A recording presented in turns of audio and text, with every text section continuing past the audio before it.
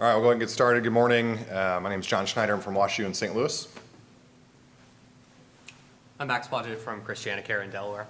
And Spencer Lang from University of Cincinnati. And to start, I actually just want to take a quick informal poll.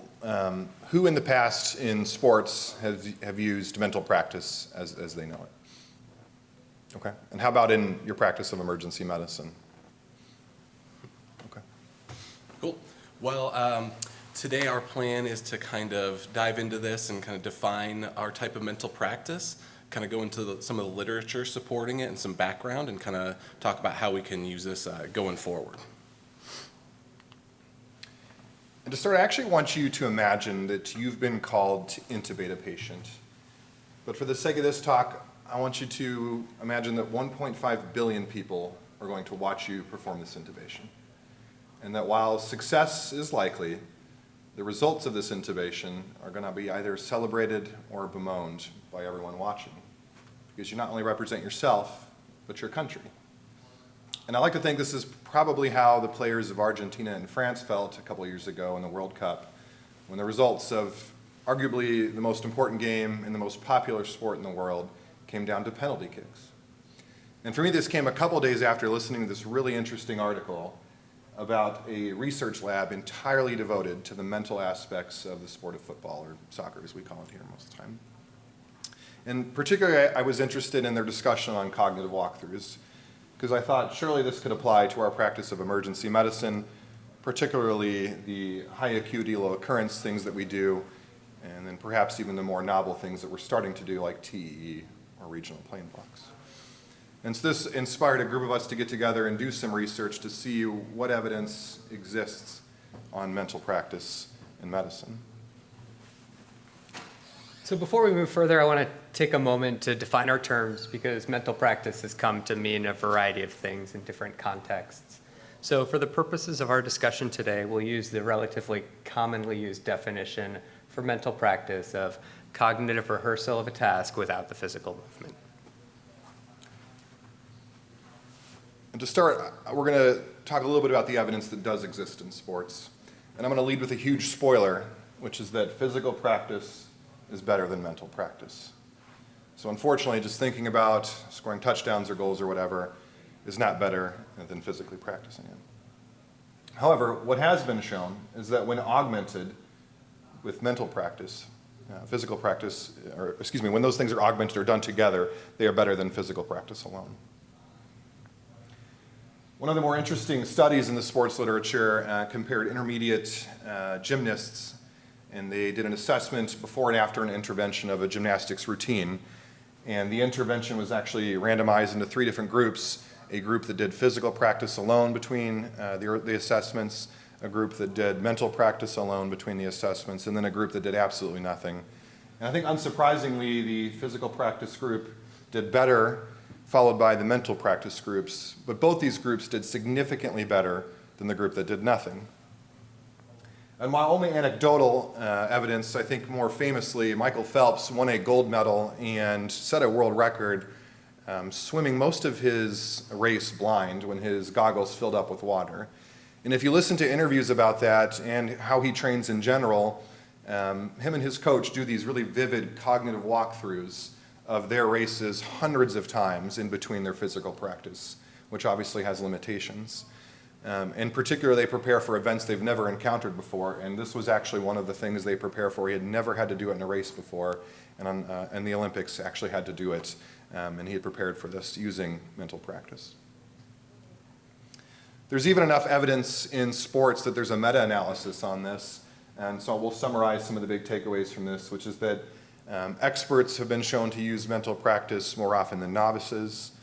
The optimal duration of an episode of mental practice is about 20 or 30 minutes, which fits with what we know with cognitive fatigue and memory retention. And then deliberate and spaced use of mental practice has been shown to be better than one-off or spurious uses of mental practice, usually requiring about a week or so or more between these episodes to be most effective. And so now I'm going to turn it over to Max, who's going to tell us a little bit about why this might actually work in the first place. Thanks, John. As it turns out, the neuroscience of motor imagery or mental practice has been the topic of study for almost a century. More recently, this study has accelerated with interest to applications such as brain-computer interfaces, neurorehabilitation, and many others. And the figure you can see on the screen is from a meta-analysis of functional neuroimaging studies on the topic. To define the terms here, motor imagery is a term used more in the neuroscience literature that largely overlaps with our definition of mental practice. It refers to imagining activities in your mind's eye without performing them. And then movement execution below is actually carrying out those actions. So as you can see, motor imagery and movement execution light up the same areas and share functional neural correlates. Specifically, these include premotor cortical regions, basal ganglia, cerebellar regions, dorsolateral prefrontal cortex, among others. And further supporting this tight interconnection between motor imagery and movement execution, lesions in these regions, whether they be from stroke, from neurodegenerative conditions, or even induced in transcranial magnetic stimulation studies, will impair not only one's ability to carry out an action, but also one's ability to imagine that same action. And so to go into this a little bit further, motor imagery is a necessary intermediate step in motor execution. It's something that we do subconsciously all the time. And motor imagery and motor execution are two steps along a continuum. So let me give an example. The brain naturally predicts the consequences of planned or imagined actions. So if I were to swing a baseball bat, my brain will predict the future position of the baseball bat given the known data of the starting position and the velocity and the force vector that I'm using to swing it. Then the actual final position of that baseball bat is compared with the predicted final position, and this helps to refine future mental models and improve future mental and physical performance as a result. So the interconnection between these two notions, between motor imagery and motor execution, is termed in the neuroscience literature the internal forward model, and that's what's depicted on the screen here. You can see the progression from initiation of action to mental simulation of action to execution of action, and then the feedback arrows on the bottom showing the feedback between the actual final position and the predicted final position.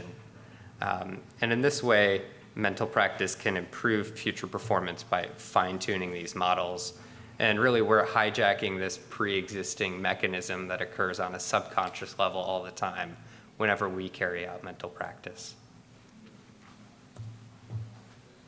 All right, so we got a little background in the neuroscience and the sports kind of origin of mental practice, but let's talk about what we know in the medical literature. Overall, there's not a ton of medical literature on this. We started seeing it pop up in the late 90s, early 2000s, and it's taken off a little bit in the last 5 or 10 years. We can separate most of the literature into two categories, either mental practice that's focusing on technical skills or non-technical skills.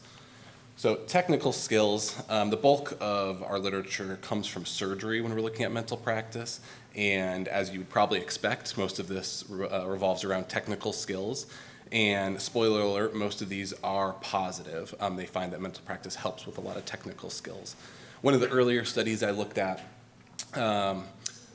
was in surgical trainees learning laparoscopic cholecystectomies, and it separated folks into just physical practice, and then another group into half physical and half mental practice. And those who did the physical practice did well still. They did well on some of the more technical skills like removing the gallbladder from the gallbladder fossa. But those who did the mental practice seemed to do better on more big picture items like remembering to check the gallbladder fossa afterward to look for bleeders or bioleaks, things like that.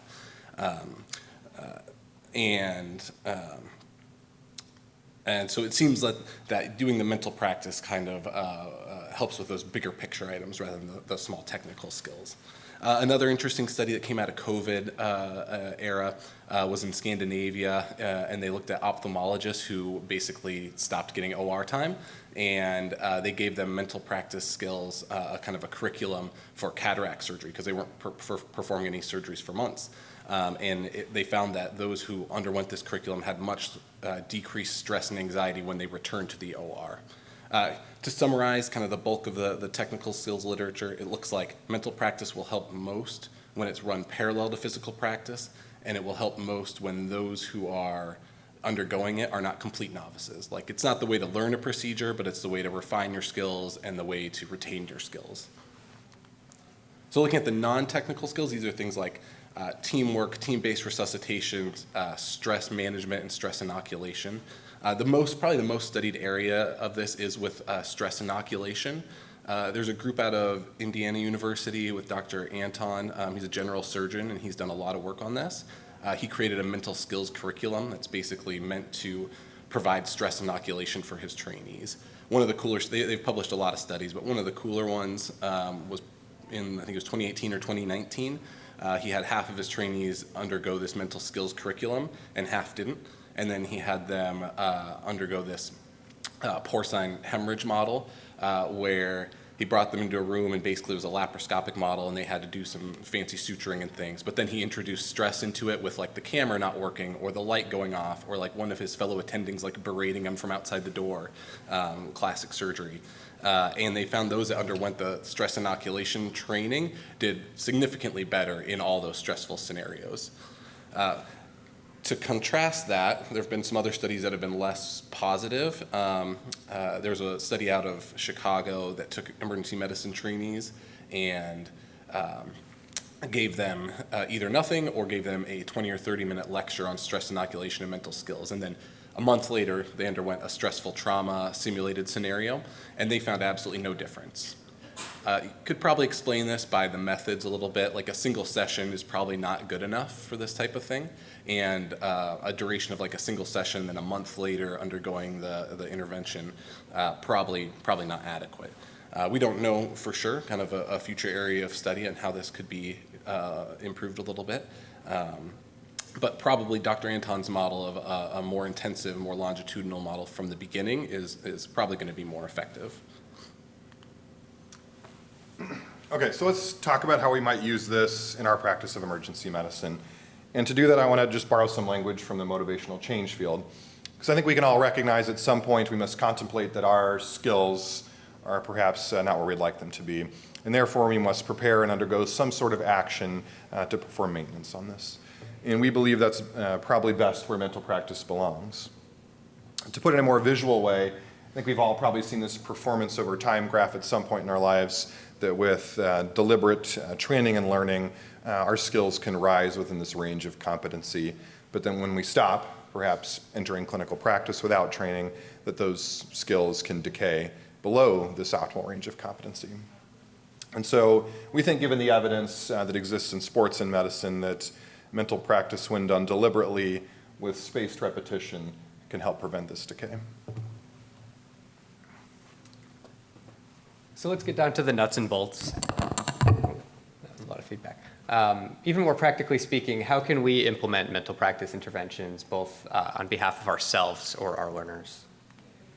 One helpful mnemonic that encapsulates many of the recommended practices for mental practice, for implementing mental practice, is entitled PETTLEP. This mnemonic was initially developed for application in the sports science literature, but it's come to be used in a variety of contexts, including health science contexts, since then. It functions almost as a checklist of some evidence-based recommendations for how to carry out mental practice. So we'll go through each one of the letters in this mnemonic.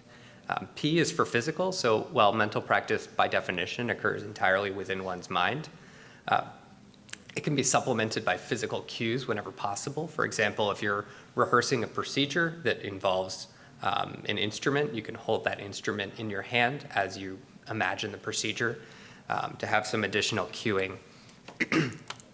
E is for environment. So whenever possible, you can carry out your mental practice in the environment specific to, or the environment in which you anticipate the procedure or activity to be held. For example, if you're rehearsing a trauma procedure, you can do this in a trauma bay. T is for task. Different tasks are inherently more cognitive, kinesthetic, or visual.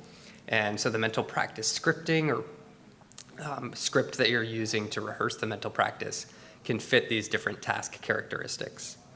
And the second T is for timing.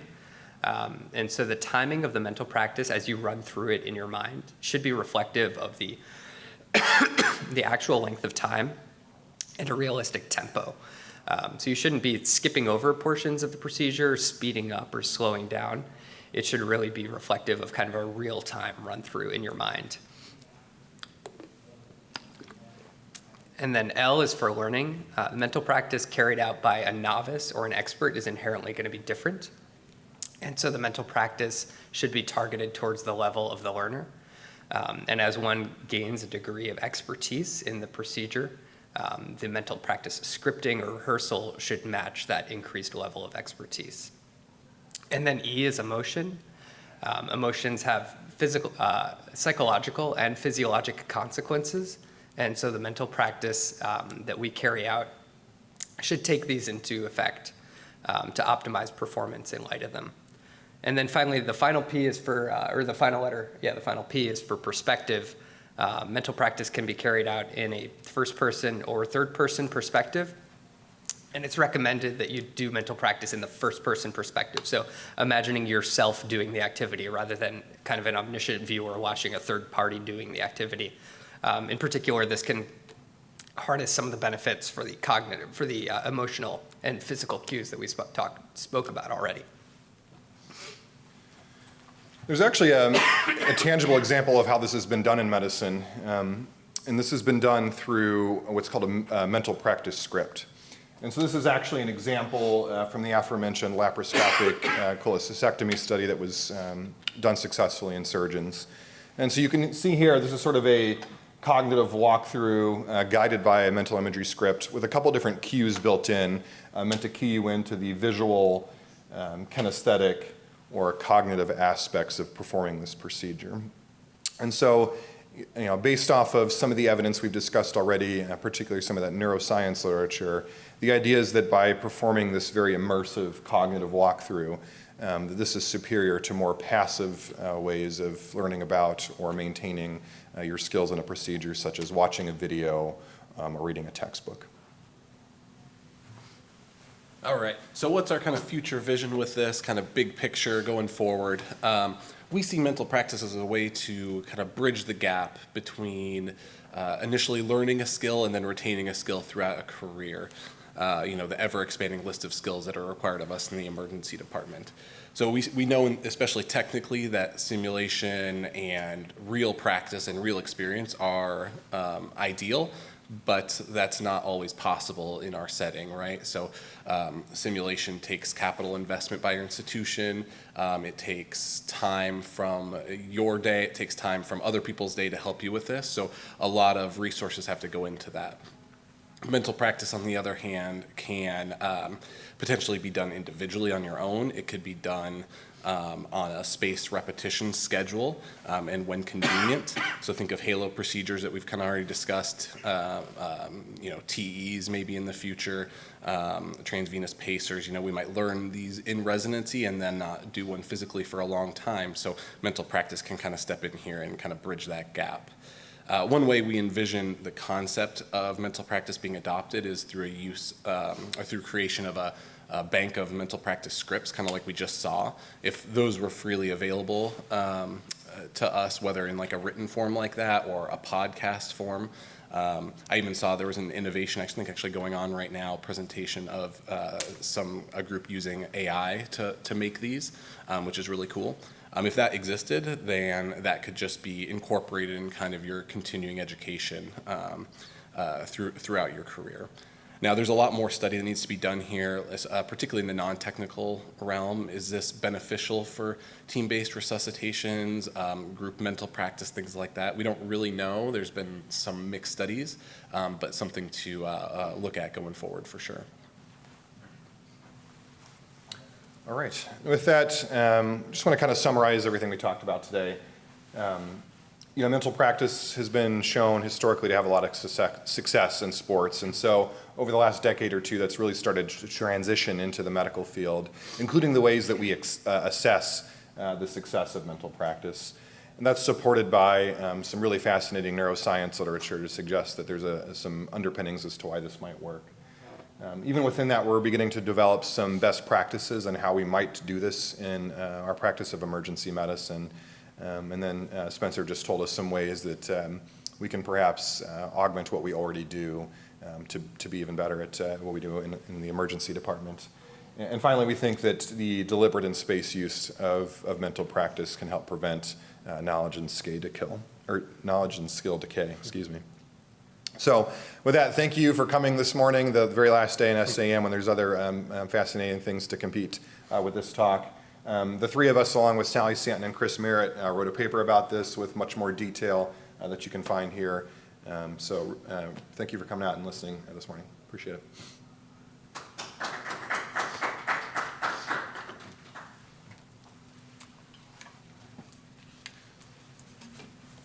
Happy to answer any questions if there are any.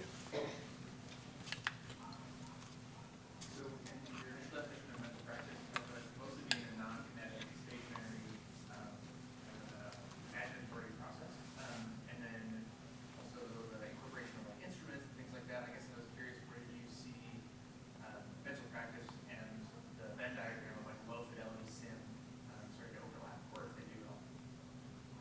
Yeah, I think these are kind of overlapping strategies, and I think some things probably more inherently benefit from the low fidelity sim, especially if there's kind of a physical element that you could practice. But there's also a limitation. I mean, not everyone is going to have a low fidelity sim that they can take home and use, every week at night at home. So I think they can be used in a complementary fashion, and I think some things may lend themselves more to simulation than others. But at the end of the day, there's kind of a cost and resource limitation of having everyone sim everything all the time. And we see this as kind of filling in that gap.